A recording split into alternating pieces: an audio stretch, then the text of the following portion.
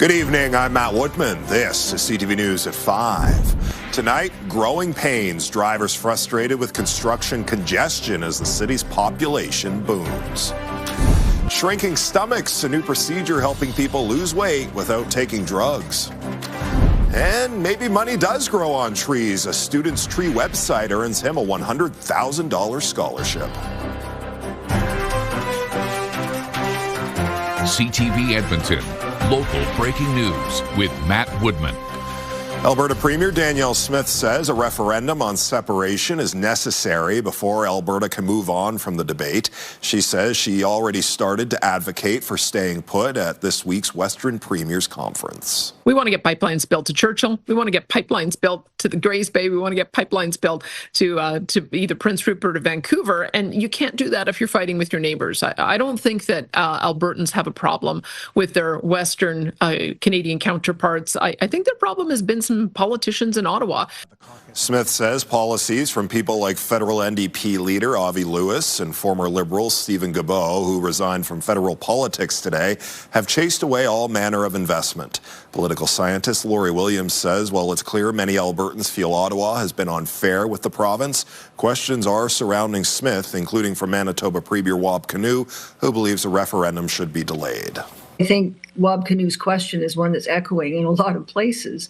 Why not wait? Why not get the pipeline moved a bit further down the road and then hold the referendum? And that's going to be a tough question for Danielle Smith to answer. Williams says over the summer she's going to be watching the polls and the work of the pro and anti-separation advocacy groups to see how Albertans are responding to the referendum question. Prime Minister Mark Carney says if Alberta moves in favor of separation, a 50+1 referendum result will not be enough to break up the country. For under a Clarity Act, it is absolutely not, and I would just recommend that you read the Clarity Act. It's very clear.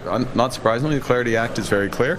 And a determination, and there's a series of conditions which I responded in the House for the record. The Prime Minister was responding to a comment made in the House by Bloc Québécois MP. The MP suggested a rare majority would be enough. Carney says the House of Commons will not weigh in on whether the question on Alberta's upcoming referendum is clear because the vote is not binding. Edmonton police say they need toxicology results before they can determine how a toddler in Edmonton died. The Edmonton Police Service says officers were called Saturday night to help paramedics at an apartment near 91st Street and Jasper Avenue. Police say they were told a toddler was found dead inside one of the suites. The medical examiner's office completed an autopsy today, although it can't make a determination until toxicology results are known. The Edmonton Police Service Homicide Section continues to investigate the toddler's death. Police have arrested dozens of the most wanted criminals in the Edmonton area thanks to a joint operation between law enforcement agencies. Over a 4-day period last month, officers from the Edmonton Police Service, RCMP, and Alberta Sheriffs arrested 88 priority offenders with active warrants. The offenses range from possession of stolen property to aggravated assault to extortion with a firearm. Police say these types of joint operations are crucial to catching offenders who pose the highest risk to public safety. Because many offenders and organized crime networks operate across multiple jurisdictions, effective policing cannot occur in isolation. Joint forces operations like this enable agencies to collaborate, share expertise, and apprehend those causing the most harm to communities, while strengthening policing partnerships. The RCMP says it would like to conduct these types of large-scale joint operations at least once or twice a year. RCMP and Parkland County are asking for help finding a vintage safe. Police say the safe was reported stolen from a home in Stony Plain on May 1st. The safe is branded Winnipeg SafeWorks and weighs about 450 kilograms. A witness told police that on either April 27th or 28th, they saw a dark-colored truck with a trailer using a winch to load the safe onto the trailer. Anyone with information is asked to call RCMP. While construction ramps up across the city, one area may be feeling detours and delays more than most. Road projects are taking over areas of Edmonton's ever-expanding southwest. The area councillor is working to improve communication, but as CTV's Jeremy Thompson reports, that's small comfort for drivers dealing with long commutes. Land is being leveled and serviced near Edmonton's southern boundary. This will soon become the new Kendall neighborhood. People who already live here worry about adding to the population. Yeah, this area is pretty darn congested. I moved in 11 years ago and it was pretty bare and you could get anywhere really easy, and now it's not the case. Work is underway to improve traffic flow. Neighborhood developers are required to widen roads and improve intersections in phases as more homes get built and traffic increases. Right now, there are at least 4 different developer-driven projects along this stretch of road. For drivers, it means lane closures and long commutes. Our neighbors just moved because of the traffic. Yeah, that's how serious it is. It's how serious it is. Yeah, it's really crazy. They're doing all the construction at one time.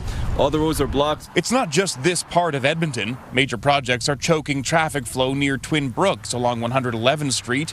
There's bridge construction on this section of Ellerslie Road, and parts of Winterburn Road or 215th Street are fully closed. The city acknowledges construction fatigue across Edmonton. A spokesperson says we're delivering unprecedented multi-year city-shaping investments to build a resilient future network while simultaneously managing record-breaking population growth and a return to pre-pandemic travel patterns. It is just on and on and on. Councillor Mike Elliott says the work needs to be done, but he believes it wouldn't be so painful for drivers if they knew it was coming. He's working with city staff to create a construction portal online. Anyone in the city can actually access this and find out what's going on in their communities and specifically their roads. So it doesn't alleviate everything, but I think the communication is going to be much better. Some relief is coming in the Windermere area. A few projects are scheduled for completion throughout the summer, while others won't be done for another year or 2. Jeremy Thompson, CTV News, Edmonton. A new way to explore the Columbia ice fields is now in motion. This Ice Explorer runs on solar power. It's lighter, roomier, and has more safety features than its diesel predecessors. Pursuit Attractions says this Explorer can run up to 6 days without needing a charge. The company says this is the first vehicle of its kind and likely not the last. And so we'll learn from this and build our plan from there, and how many and at what point makes sense to do. But for now, we're just learning, and we're going to see how it operates in this very unique environment with, how it manages its range, how it charges each day. Pursuit says the Ice Explorer is made in Canada. It cost the company a little more than $1 million. Popeye's Chicken is celebrating the birthday of a boy from Edmonton who captured the hearts of people across the country. Today would have been Ben Stelter's 10th birthday. The Oilers superfan died of brain cancer in 2022. A foundation in his name now supports other young cancer patients and their families. For a second year now, Popeyes is donating money raised through the sale of Ben's favorite chicken tender combo to that foundation. Popeyes was a special place for our family to celebrate birthdays, and when Ben would be in the hospital for long stays, when he'd get released, we'd want a way to celebrate, and he'd always pick a meal that we would have, and he would always pick Popeyes that we would get on the way home to celebrate and sit down and have a feast with the family. Popeyes has been selling Ben's meal all month long. You can also purchase one of these limited edition cups. Well, Josh, make my combo a spicy. And speaking of spicy, not only some heat on the menu, some heat in the forecast as well. Yeah, and then you'll need a water to wash all of that down. And there's a lot of that coming. It looks like early next week. Big pattern change starting through the weekend. And we could be in for a several-day soaker early next week. 27 degrees, Edmonton right now. 25 at Villeneuve and at YEG South the City. 26 in Mayo. 27 so far for the daytime high, but that's a 27.3. I think we might actually get to 25 before the day's done. Tomorrow should be about 29 and 30 or 31 on Friday. That's where the heat wave ends, though. Here's what it looks like outside right now with the CTV drone. You can see there are some clouds, and there have been a couple little sprinkles in parts of the city. Nothing in the way of significant rainfall, though, and there's no significant rain coming tonight. Just some clouds for the next few hours, and then we'll get a bit of this clearing. It's off to the southwest of us. We've had showers, even a few odd lightning strikes here in parts of northeastern Alberta. It looks like most of the heavier rains now moved through the Fort McMurray region, but there's a bit more off to the south. There's your sprinkles in and around the Edmonton area. That stuff to the west, that right there is not actual precipitation, but a couple of these are actual rain cells. Coronation region, just off to the east, you've got some thunderstorms. And then a lot of stormy weather west of Calgary. May even see some severe thunderstorm watches and warnings issued there later on this evening. 23 degrees in Edmonton mid-evening. We'll drop to about 16 tomorrow morning. Clouds in the morning, sunshine in the afternoon, and close to 30. Take a closer look at that and the rain potential for the weekend and beyond in just a few minutes. All right, Josh, thank you. Coming up next on CTV News, local doctors offering a new weight loss procedure that's giving patients a less invasive way to reach their goals. So this is the other option where the complication rate is very small, the benefits are really large. Programming brought to you by the music of Harry Potter with your Edmonton Symphony Orchestra. Learn more at winspearcenter.com. Thursday, we talked traffic and construction issues in Edmonton Southwest with the councillor for that area, plus the comedian who made the Alberta accent famous online returns to Edmonton. Your Morning Edmonton, weekdays. Programming brought to you by James H. Brown Injury Lawyers, the heavy hitters of injury law. You're watching CTV News at 5. A new weight loss procedure is now available in Edmonton for people struggling with obesity. As CTV's Curtis Goodrum reports, doctors hope the procedure can reduce the use of weight loss drugs. I've been struggling with my weight since I was 15. Marianne Thurber has been in a near lifelong battle with her weight. Last year, she was accepted to Royal Alexandra Hospital's bariatric clinic, a centre focusing on treating obesity.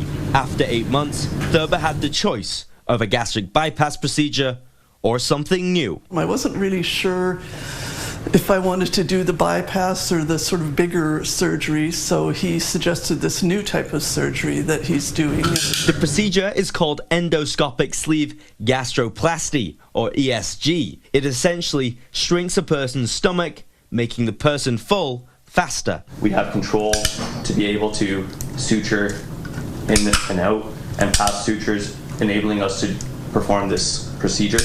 Thurber's lost more than 90 pounds through the bariatric clinic. I feel a lot more active. I enjoy walking all the time when I never used to. According to the Royal Alexandra Hospital, they're at the forefront of this new procedure, and it's already being covered by Alberta Health Services for those in the bariatric clinic at the hospital. This is the other option where the complication rate is very small, the benefits are really large.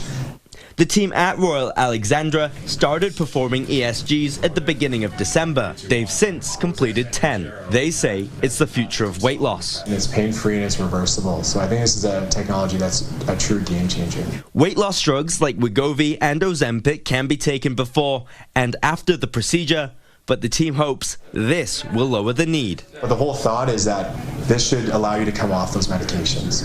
So you wouldn't need to be on lifelong medications once you've had this surgery. I do feel like I'm like a new kind of life has opened up for me. Thurber hopes others will consider the procedure so it could change their lives too. Curtis Goodrum, CTV News, Edmonton.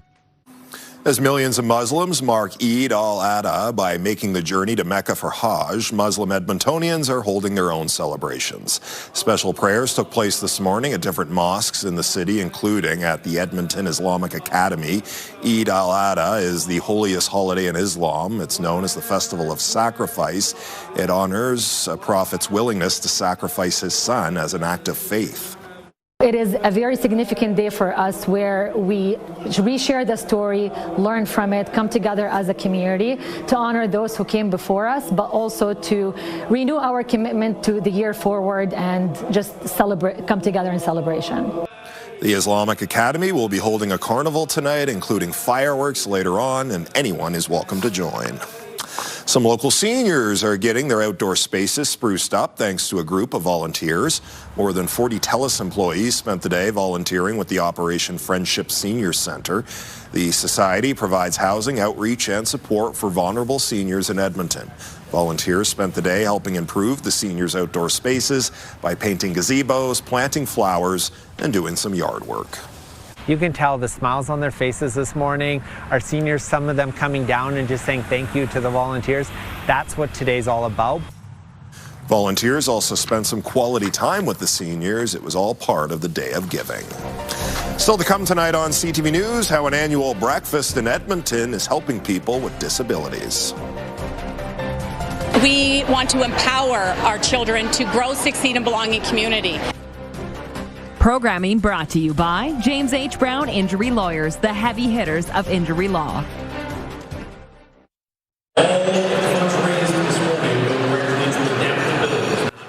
Josh Clausen was up early this morning emceeing the Adaptabilities Breakfast in Edmonton.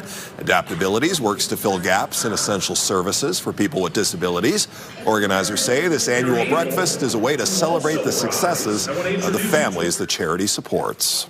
This event is about bringing people together in our community who care about belonging. And we support families who have children with disabilities, and we want to empower our children to grow, succeed, and belong in community.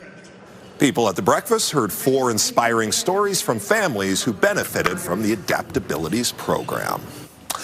Well, there's Leonard. Yeah, there's Leonard. Long time video. CTV viewer. Leonard's not going to be happy to hear we're going to get drenched this weekend, Josh. A few more nice days. I just said we're not going to get drenched. Saturday night. Most of Saturday's going to be fine. Then Sunday. Sunday, so like we're half get the drenched. weekend. All right. Yeah, come on. Sunday's You know how many people have asked me today? Is it really going to rain all day Saturday? Add another one to the list. Yeah, it's probably not. There's a look outside right now. We'll get into the details in a moment. River Valley Skycast brought to you by Action Furnace. Fixed right, it's free. We're at 27 degrees in Edmonton right now. Had a few sprinkles in a couple neighborhoods. No significant rain, though. 17, Fort McMurray. We have had some rain in that area. 25 in Grand Prairie. It's 31 in Lloydminster, 32 in Coronation. Temperatures in the 30s as well. Further to the south, heat warnings in place for all the areas in pink. This, again, does not include Edmonton, Red Deer, or Calgary, although it's going to be hot. We're right on the edge of heat warning criteria. There's a couple sprinkles in the Edmonton region, a few thunderstorms here just off to the east of the Coronation region. Lots of thunderstorm activity here, and they're not really moving all that much, so it's pouring there off to the west of Calgary. You can see Lac La Biche has had some showers, most of that now off to the north and moving out of the Fort McMurray area as well. There is some clearing here off to the southwest, and I think we'll get into some of that as we head through this evening here in the Edmonton region. Most of these showers and thunderstorms should avoid the Edmonton area. There's early tomorrow morning, bit of increased cloud cover through the morning hours. Maybe a sprinkle, probably not. Clearing in the afternoon, showers and thunderstorms again through the foothills. Maybe a few thunderstorms in east central Alberta, and then the possibility Thursday evening for an isolated shower or thunderstorm, but again, probably not. Friday, you get some clouds in the morning, maybe a little shower there. Probably not, but a chance. I think the best chance Friday afternoon is going to be in northwestern Alberta. We'll have to watch for some severe thunderstorms potentially in that area, and then maybe 1 or 2 of those go through the Edmonton region Friday evening. All of that is setting up for this nice warm flow, and then this upper level low. And once that thing moves in and stagnates, temperatures are going to drop, and it is going to pour. Now, where exactly and how much exactly, yet to be determined. But I think 70 to 120 millimeters, 7 to 12 centimeters of rain is possible in parts of central and north central Alberta, and maybe here in the Edmonton area as well. So prepare for a lot of wet weather and a couple of chilly days there early next week. 13 in Red Deer tomorrow morning. We'll see daytime highs in that range early next week. 16 here in Edmonton, 12 in Fort McMurray. Daytime highs tomorrow will be in the high 20s, close to 30 across the north, around 30 or into the low 30s in through the southern half of the province here in Edmonton. We'll wake up to around 16 degrees in the morning, get to about 27 to 29 through the mid to late afternoon hours, and then 30 in the forecast for Friday. There's your rain. Saturday, just mostly cloudy, about 20, probably a little breezy. But Saturday evening, that rain starts and may not stop until sometime Tuesday. All right, Josh, thank you. Edmonton's food bank got a boost from a national insurance company today. Westland insurance workers were at the Mayfield Save on Foods as part of the company's national food drive. The team collecting non-perishable food donations for the food bank at a time of great need. It is going to be a lot of food. We're hoping so. Last year we did over 10,000 pounds, and we'd love to double that this year. This is actually the second annual for our Alberta branch. Westland's National Food Drive started small with a local initiative in a BC community. It has since spread across the country and the company's more than 80 branches. When we return, branching out, how a teenager's love of trees helped him earn a $100,000 scholarship. One of the most prestigious scholarships in Canada. CTV News at 5 continues. Programming brought to you by Alberta iGaming Corporation. For integrity, for fun, for Alberta. A local high school student has won a prestigious scholarship that's only awarded to 100 students across the country. He's earned $100,000 towards his university education thanks to a website he created exploring Alberta's trees. CTV's Naramanisa has his story. This is a Scots pine here. It's one of the easiest to identify pine trees in the entire province because of its bright red bark up top. 17-year-old Josh Kirsch knows his way around a pine tree and almost every other tree species in the province. The grade 12 student has always had an interest in trees. I got a little silver maple there, a few blue spruces in the back. We first introduced you to Kirsch in 2022. He and a teacher launched the website Alberta Grade 1 Tree Project, tracking where trees were planted and their progress. Now he has his own tree website. So I built this website to help the public kind of learn about and just see like the studies behind significant and cool trees in Alberta. It's called Ancient Roots Alberta. For the past 6 years, he's been exploring the province, documenting all the trees that dot our landscape. I've definitely spent hundreds of hours just building the platform and the app itself, and it's honestly hard to put it into a number how long I've spent working on trees, like documenting and measuring trees, because again, it's something I really enjoy doing. It's a passion of mine. So far, there are more than 370 trees recorded on an interactive map. I've explored all of them, I've been to them myself, and yeah, 375 trees with lots of them have photos, measurements, and stories behind them. The teen's love of trees will hopefully help him branch off into a successful career. He earned a $100,000 scholarship to study forest business management at the University of Alberta. And it's one of the most prestigious scholarships in Canada, given to students with academic excellence in the STEM field. So it's given to students with an entrepreneurial mindset that are doing something to make a positive impact on their world. Kirsch was encouraged to apply by his guidance counselor at Jasper Place High School. It's not very often you get a student that has the academic abilities as well as the passion and the story behind all of that. Kirsch hopes his website will get people exploring their neighborhoods and finding new trees to add to his site. You can learn more at ancientrootsalberta.ca. Naramanisa, CTV News, Edmonton. And that's our show. Thanks for watching. I'm Matt Woodman. CTV News continues right now.